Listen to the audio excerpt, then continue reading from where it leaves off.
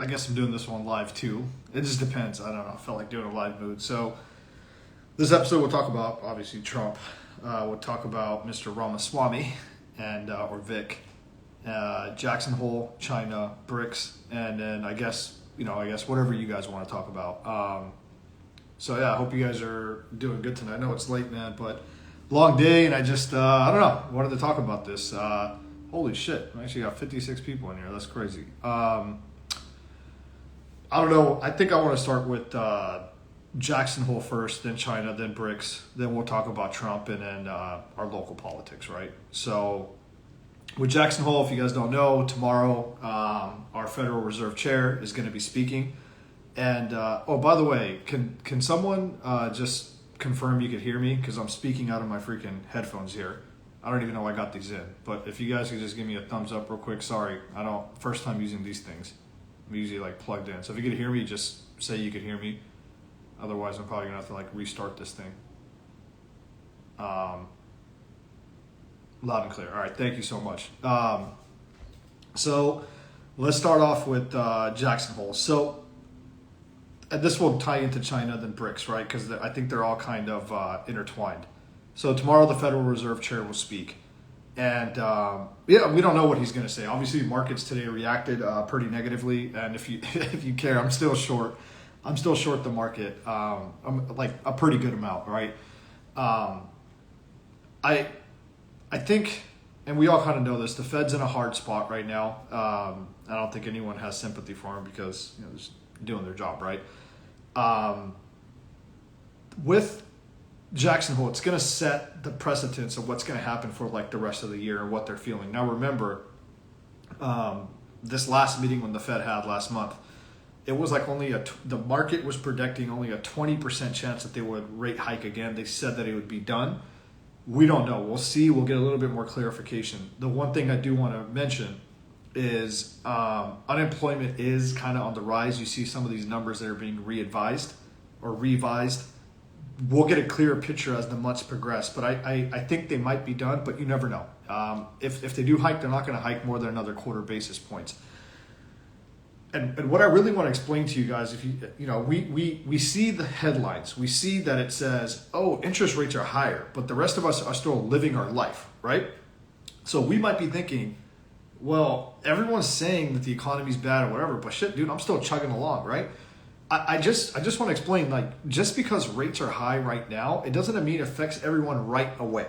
So, and I'm sorry, I don't mean to like talk down. I just don't know if everyone's familiar with commercial loans or not. So I'll just speak briefly on it.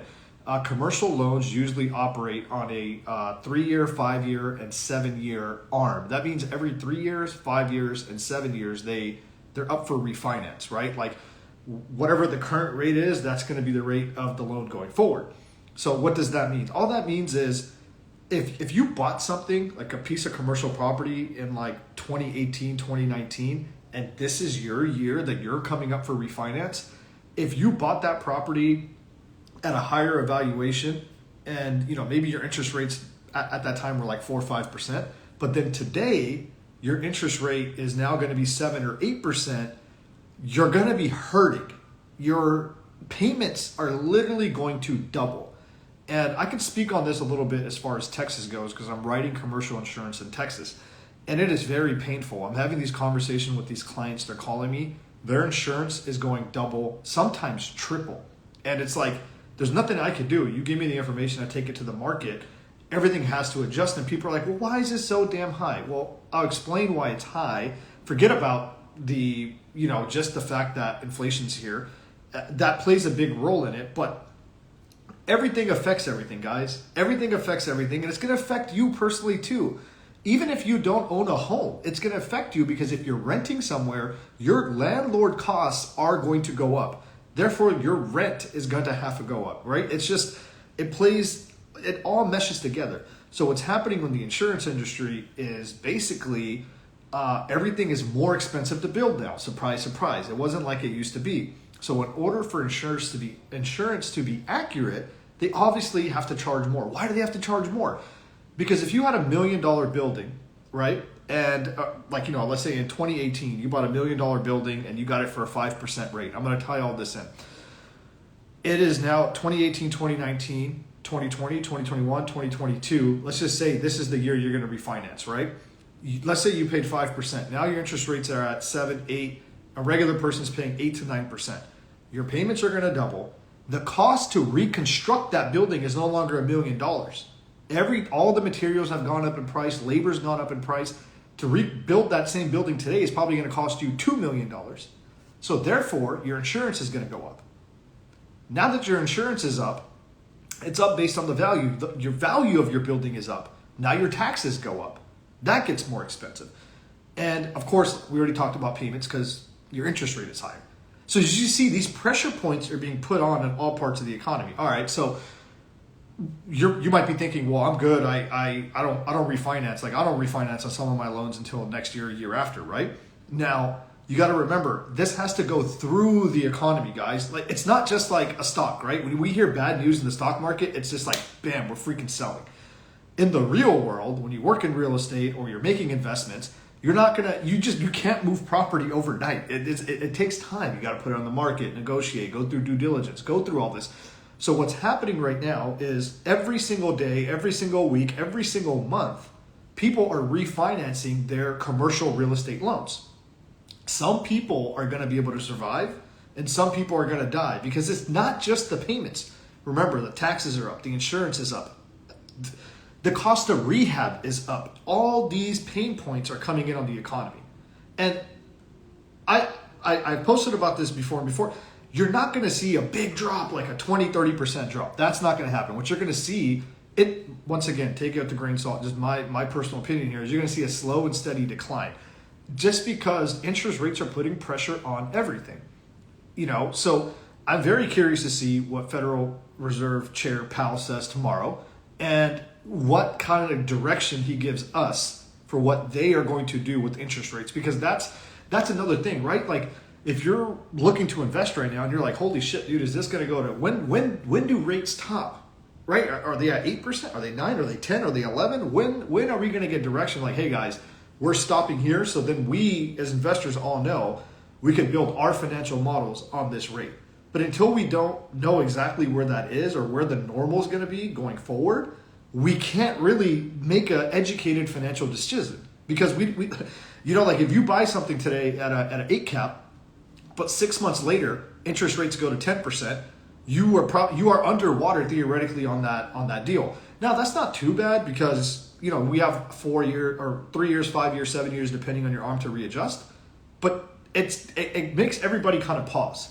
And that's the real problem. That's the underlying problem in our economy that no one's really talking about. Like we look to the stock market like that means like it's going to do anything. And it's like the stock market is for Wall Street. It's for retirement funds. It's for big money. People like us, we have to care about that interest rates because we're still trying to build our wealth, to build that passive income, to then throw it into the stock market, right? So that's kind of like how that thing is going to shake out. And with that being said, let's talk about China, because China is a very, I posted today about their housing crisis. I've been on them about their housing crisis, and it's not about the ghost cities. It's not about that. Just to reiterate real quickly, and once again, I don't want to talk down to my audience. I think you guys are very capable, very smart, but just in case you haven't been paying attention, China's communist. You can't freely invest in China. It's not like me and you in America, where we could buy Apple stock or we could go open, a pizza shop or we could, do whatever. It's very limited for their citizens on what they can and can't do. One of the things that the Chinese government allowed their citizens to do was invest in real estate. So if you were a Chinese citizen coming up and you had a little bit of extra cash and you couldn't invest in the startups, you couldn't invest in anything else, where do you think you're going to put your money? You're going to put your money in real estate. So what happened is a lot of these companies started out, they were like, hey, kind of like 2008. Well, 2008 in America was different because we actually built our shit, right? Like we actually built our homes. In China, they were like, hey, give us the money, then we'll build it, and then we'll give it to you. So people started giving them money and they were building, but they took on more debt. And before you know it, the bubble got bigger, boom. And now it's to a point where they promised so many people houses, and they don't have enough money to build the houses, and they still owe creditors money. And we're not talking about a small amount. Like, I get it. We're in 2023. $1 trillion is still a big amount of money. I get it. $1 trillion in 2008 bought down the world. Maybe in 2023, $1 trillion, China's housing collapse, real estate collapse, doesn't bring down the world economy. I still think it's going to make a significant dent, because you got to remember, China was late to reopen, right? Supply chains are still becoming online, right? So like this surge in economic growth we got, it was because during COVID, we were like, we got a bunch of free money. Okay, we all agree to that, right? We all got a bunch of free money. Then a bunch of companies said, I sell pens, give me 100 pens, give me 200 pens. I don't want to run out of supply. I'm selling. So when the economy started reopening and people started producing, we oversupplied on inventory, and China was racing to the, everything was rocking and rolling right now, right? Now, when you look at the data, the supply is starting to shrink. Things are starting to become normal again, right? That all being said, if you're China and you're producing all this crap for the rest of the world, right? But your citizens have invested into real estate. And by the way, guys, you know how our federal discount rate is like 5%, our rates are high? China has already cut their rates. China's already cut their rates to 2%. And Chinese banks and Chinese lenders are still not willing to lend because they know how bad the debt is. They're like, why the fuck would we bail out this company? We would go insolvent. So that's another problem, is the Chinese government can't incentivize the lenders to lend, right? But okay, back to the thing. We built up all this inventory. Now inventory is coming down, right? Everything's coming back to like a normal. You're seeing a progression. It's just a slow progression, not like a steep. It's not like, it's just like, hey, we bought 100 pens, we sold 80 pens. We don't need to go buy another 100 pens. Let's add another 10 pens, right? Let's not go freaking crazy here. So exports that are coming out of China are kind of slowing down as well. So when you put this pressure on the Chinese economy, and essentially when the Chinese people realize, hey, I just got screwed. I gave my life savings to this company to build my house, and now there's no goddamn house. That destroys morale, that destroys sentiment. And we all know sentiment is what really props up the economy, right? China slowing down, being 20% of the world economy, is going to slow everything else down too. Now, China has two things they could do. The Chinese government could come in, print money, save the day, but we all know what happens when we print money. You're going to deal with inflation. So that's going to open up a whole nother can of worms for China and for the rest of the world. Okay, that's option two. You do nothing. You let them just do what they're going to do. You let them do what they're going to do. And what does that cause? That causes a complete collapse of their real estate market, right? And that brings on deflation in that area, and China will import that deflation everywhere else. And I think that's what's going to happen to America. And now, I am not sitting here saying that, your single family home is going to drop by 20% in value. That's not going to happen. We are in a totally different ball game because a lot of people have secured debt at like 3%. They're not leaving. They're good. Plus, we don't have enough supply of houses here for you to get a fire discount on a house. So maybe houses will go down 5, 10%, but it's not going to go down like 2008. So where is the deflation going to be? The deflation is going to be in businesses and commercial assets, because that's what we're lending on today, right? And we have a lot of uncertainty as an investor. So you're not going to be throwing money around like crazy, because money is no longer free. Money now actually has value. So that's what I think is going to happen. And what does that mean for the market? What does that mean for you? It just means hold on, bro. Unless you have something today, like an investment, and once again, this is my advice, not my advice, I'm sorry. This is my opinion. This is just what I believe. I could be dead ass wrong here. You have to do your own homework. You have to have faith in yourself. But for me, if I'm looking at an investment property, if I'm looking at a business, and if I can't generate a minimum 8% return cash on cash after all expenses, I'm not doing the deal. Now if you would have talked to me 2 years ago, 2021, maybe even the later or the beginning half of 2022, I said, if we're making 5-6%, I'll still do the deal.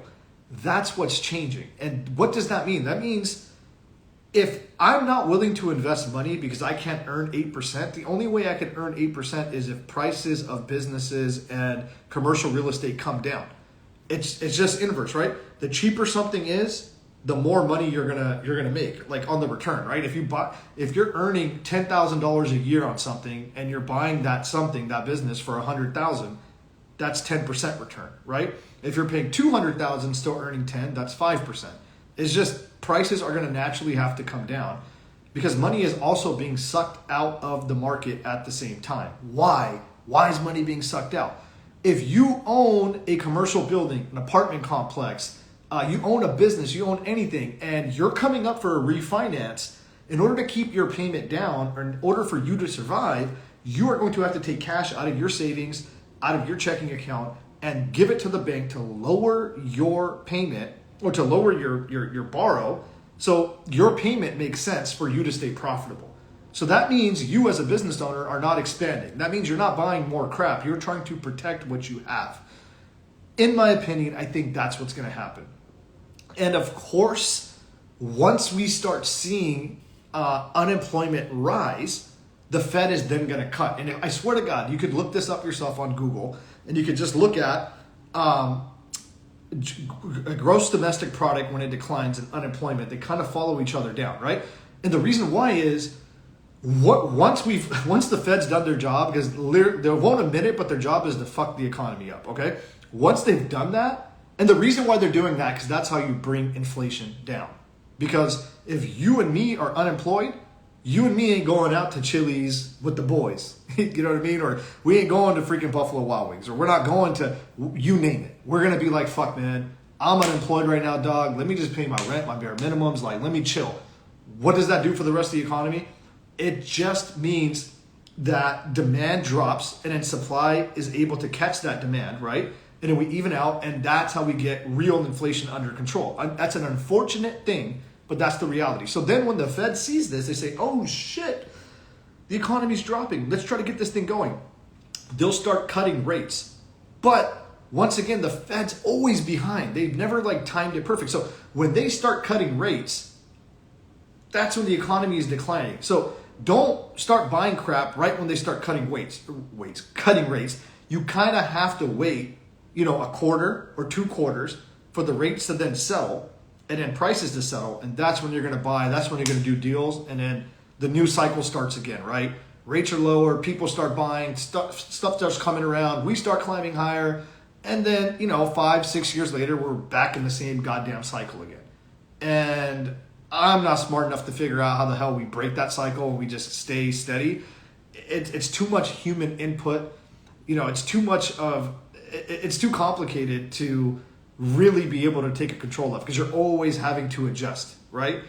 So anyways, that's all of that. I hope that made sense. I hope you guys got some type of clarity. Once again, these are just my predictions. I mean, what the hell do I know, right? Yeah, let's talk about Trump now, bro. Honestly, in my opinion, bro, I watched that Tucker Carlson interview last night. I don't know if you guys checked it out or not. And I'll talk a couple of points about that. But I don't know. This whole time, I didn't think that Trump was going to go in. I thought he was going to hold out or whatever and, make a stance. But he went in, took it like a G, and he was just like, all right, whatever, take your picture. And it's a shame. It's a shame. Look, I don't agree with Bush's decisions. I definitely didn't agree with a lot of Obama's decisions. And, you could call them war criminals. You could call this. You could call that.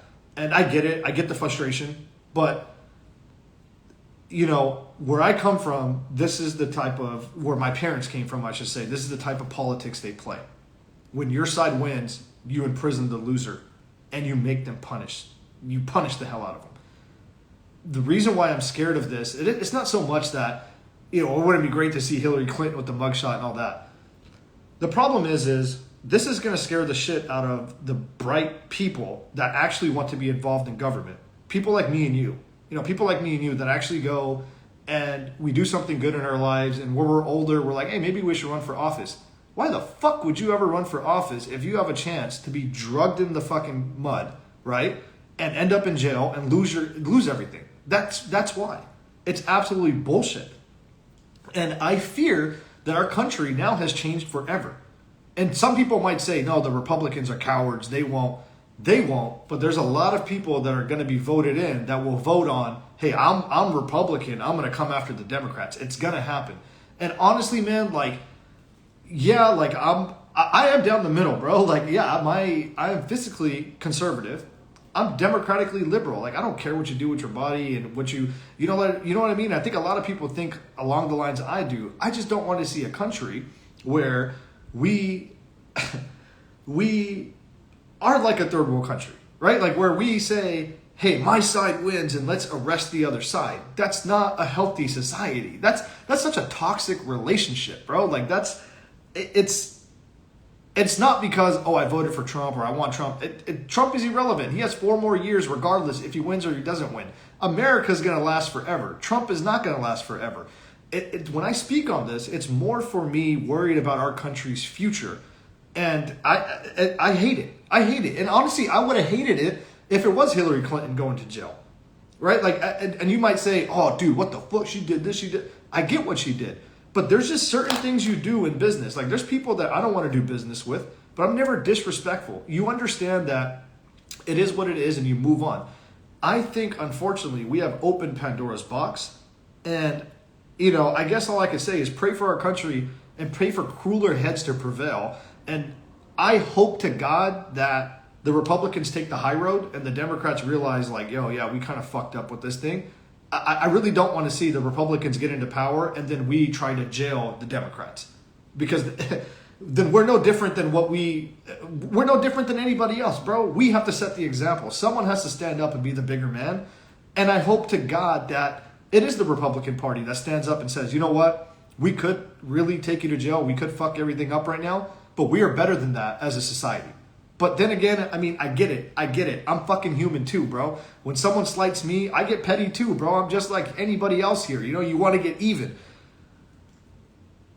But sometimes, man, you got to have cooler heads. If you're in that type of position, you have to make the right decision for everybody, not just for what you want. That's all I'll say on that. Now, the actual interview with Trump and Tucker Carlson, it was funny. It was entertaining. It was entertaining, right? The one thing that I really took away from it that I was like, and even today, I still don't understand why the fuck we're not talking about this. Like, it blows my mind. Remember, guys, during the 60s, we almost had a freaking nuclear war because of the Cuban Missile Crisis. And that was because Russia wanted to bring nukes into Cuba, right?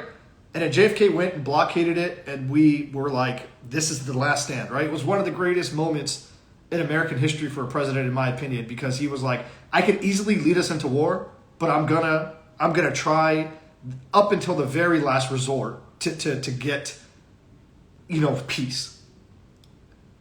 And today, we're allowing China to open up military bases in Cuba. I don't give a fuck how you paint it. It's a goddamn military base.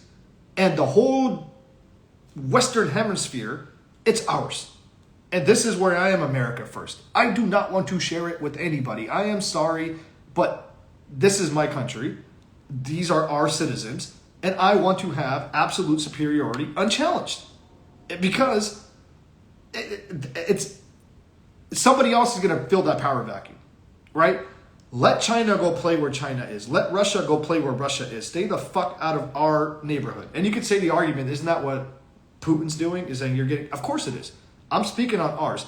Trump said in that interview, if he's elected, he will get China out of Cuba.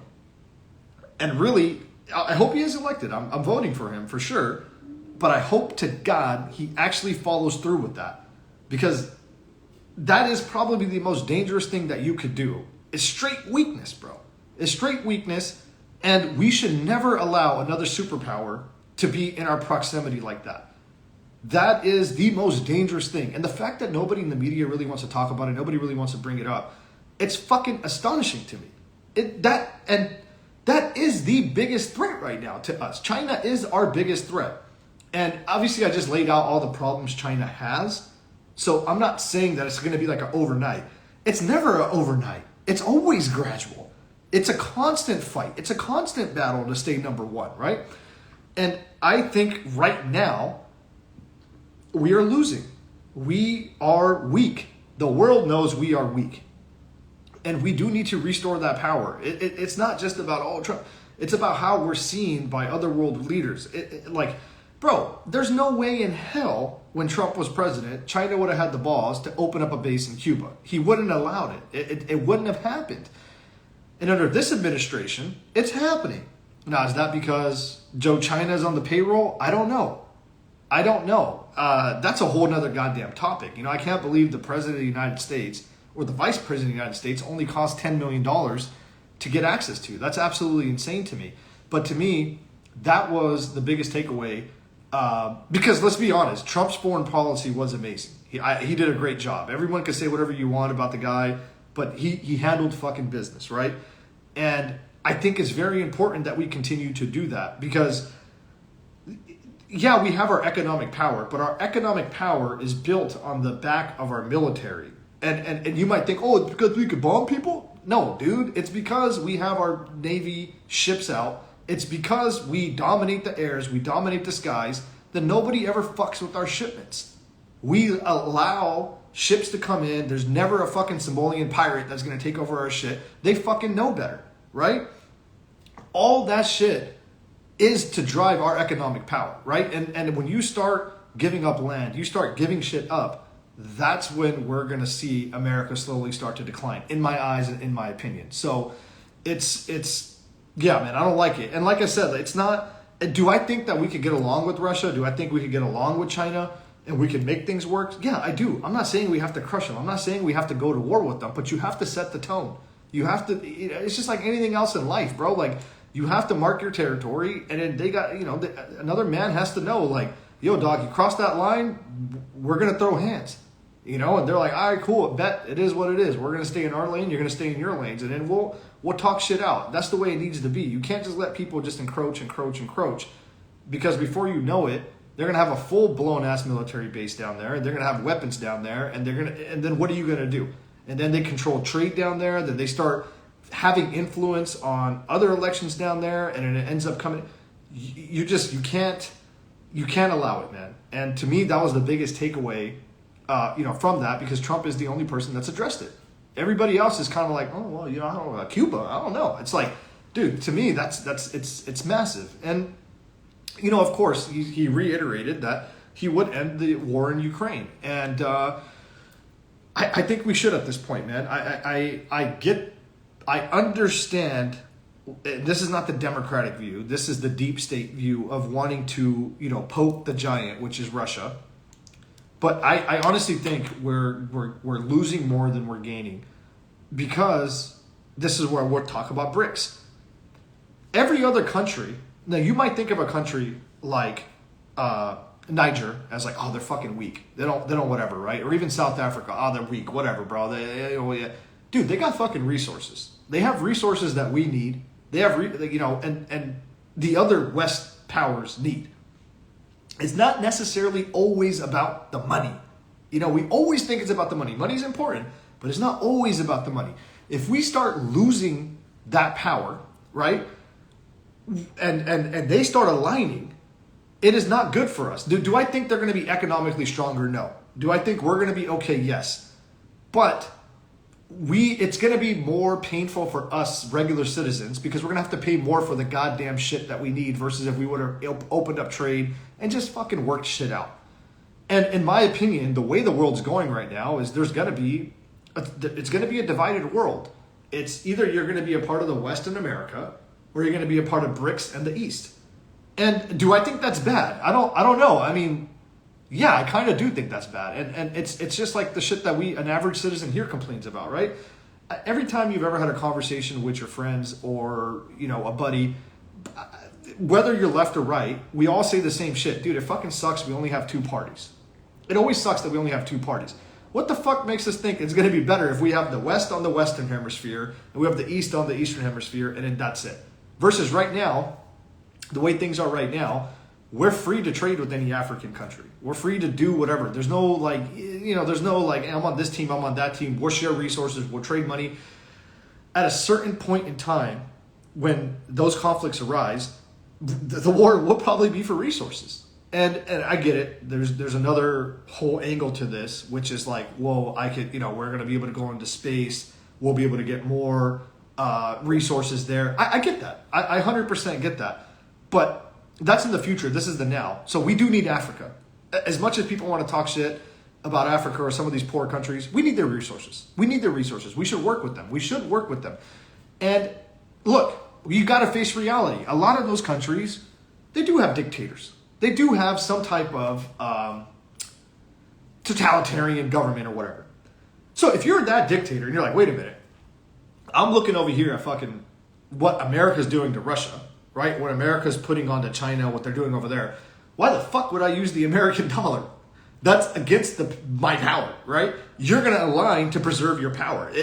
You're not going to do what's best for your people, because if you did what was best for your people, you probably would have progressed way further now. You know, you're corrupt. It is what it is, right? So you're going to align yourself with BRICS.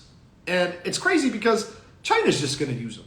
And it's not that China's going to get stronger. Like I said, I think we're going to end up just being equal, just be a stalemate. But it's like us, regular citizens, suffer. We all suffer. And the poor citizens of the East are going to suffer. They're still our brothers and sisters. You know, I don't want to see nobody in the Congo or anybody else never have a fucking chance. You know, I get it. They all have to go through their pain, right?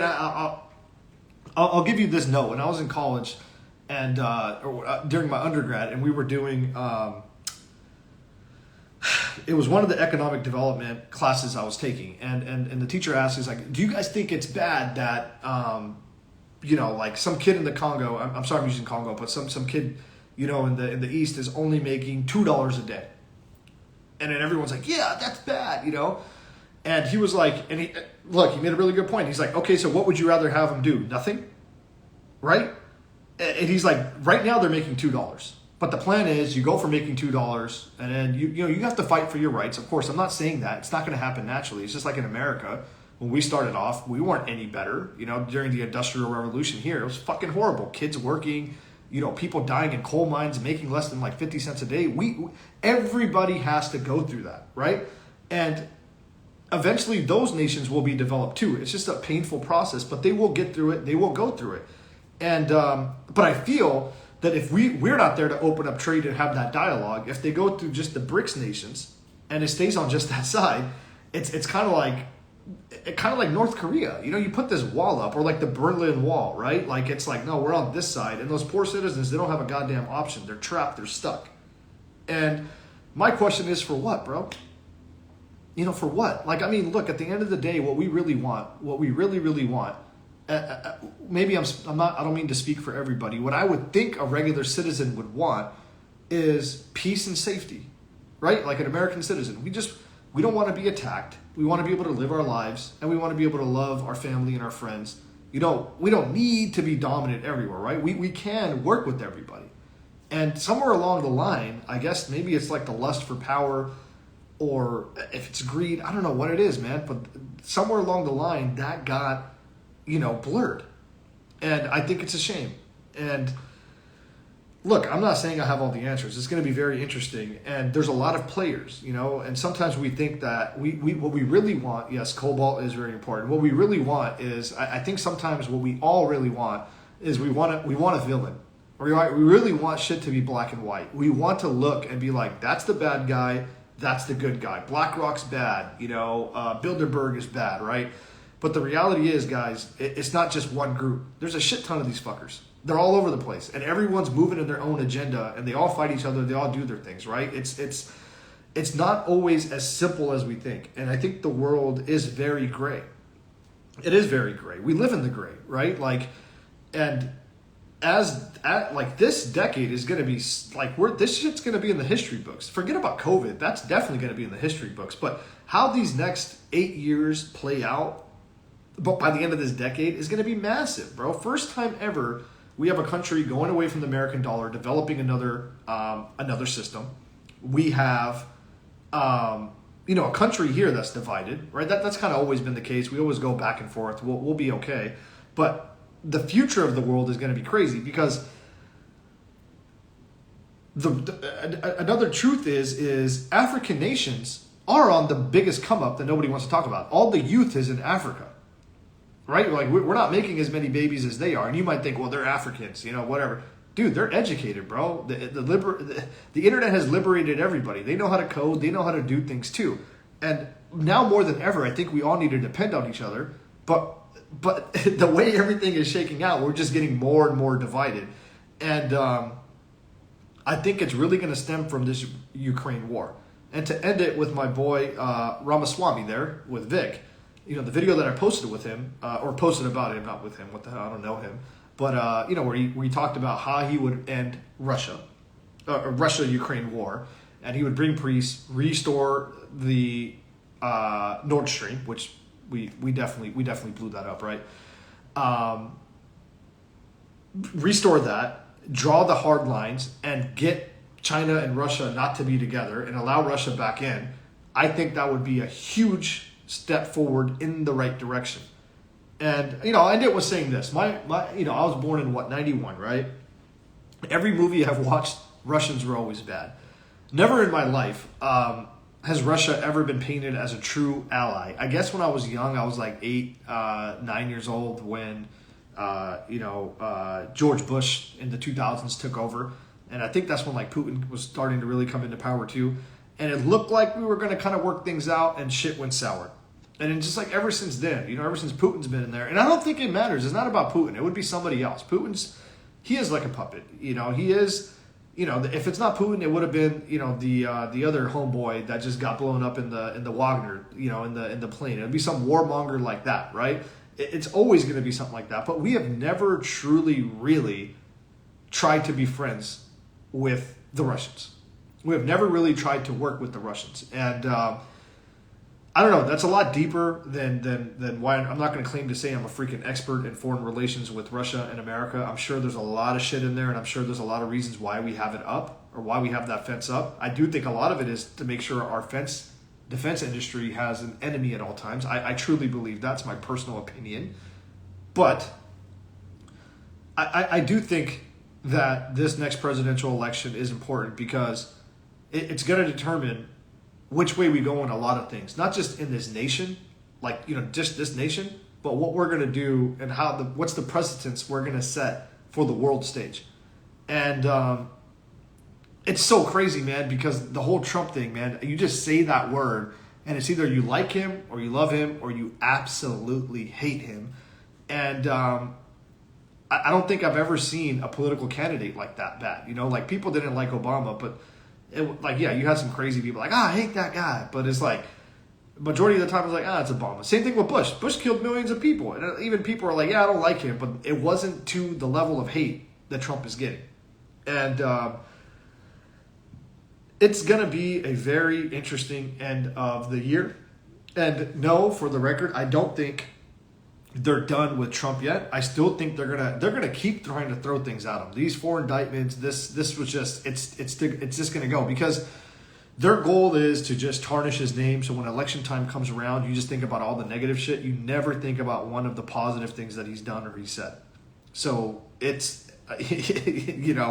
like I said, it's gonna be very, very interesting. And I don't know, man. I really hope that cooler heads will prevail overall as a nation. I really do, man. I want us to be in a country where genuinely I feel like every citizen has a chance to be something more than what they are right now. And I don't think we're going to achieve that by having a country where we're always fighting each other, right? Like it's kind of weird, man. Like growing up maybe it's because we were kids, but we didn't really talk politics like this all the time. And maybe it's social media. I don't know. I mean, I guess maybe I'm part of the problem because I'm talking about politics all the time. Maybe, I don't know. But I wish we could go back to actually just being human a little bit too and not just making everything political and everything so dramatic. But, dude, this is the time we're in. I mean, we can't help but talk about it. I mean, I already know that Trump's picture is going viral today. So it's like, it's going to be crazy. It's going to be crazy for the rest of the weekend. It's going to be the talking point. And, and I don't think Trump's going to do another GOP debate. I think that whole thing, it was a fucking clown show. I don't know, term limits would have never let old policies come to the forefront. Yeah, I mean, look, man. I mean, I think that's something we can all agree on is we should have term limits all around. But, people in power never want to give up power. So they're not going to vote for that. You know what I mean? Why would they? If they're living a cush life, they're able to insider trade. They don't really give a shit about us. They're lining their pockets, and they will never want to vote that in. We have to keep pushing that narrative, and eventually someone is going to run on that, and they're probably going to win. It's going to take a lot of time. I have faith. I have hope. I'm a very optimistic person overall. I do think one day we'll be able to have that, but we have to fight for it, you know?